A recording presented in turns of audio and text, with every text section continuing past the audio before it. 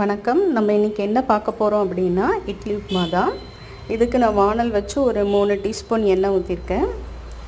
இந்த எண்ணெய் காஞ்சோன்னே நம்ம ஒரு 1/4 டீஸ்பூன் கடுகு இதில் சேர்த்துக்கலாம்.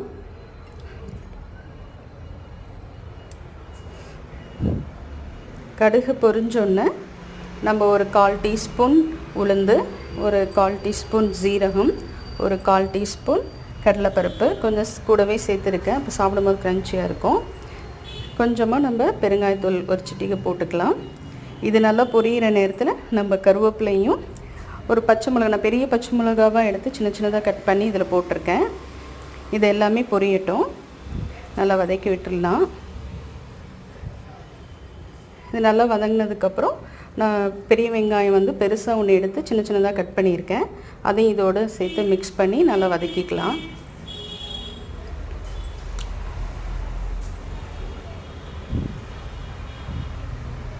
இந்த ஸ்டேஜில் ஒரு 1/4 டீஸ்பூன் மட்டும் உப்பு சேர்த்துக்கலாம்.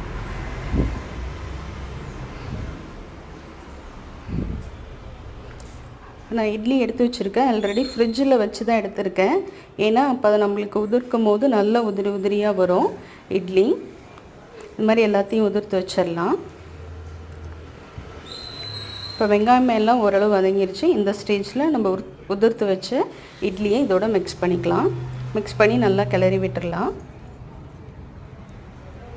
கொஞ்சம் மீடியம் ஃப்ளேம் வச்சுட்டு நல்லா கிளறி விட்டுக்கலாம். இந்த ஸ்டேஜில் உப்பு செக் பண்ணி பார்த்துட்டு தேவையான உப்பு போட்டுக்கலாம். ஏன்னா இட்லிலே ஆல்ரெடி உப்பு இருக்கும். அவ்வளோதான், ஓரளவு நம்மளுக்கு எல்லாமே ரெடி ஆயிடுச்சு. இந்த ஸ்டேஜில் கொத்தமல்லி தலையை இதில் தூவிட்டு நல்லா கிளறி விட்டுட்டு அப்புறம் நம்ம ஆஃப் பண்ணிடலாம். நல்லா கிளறி விட்டுக்கலாம்.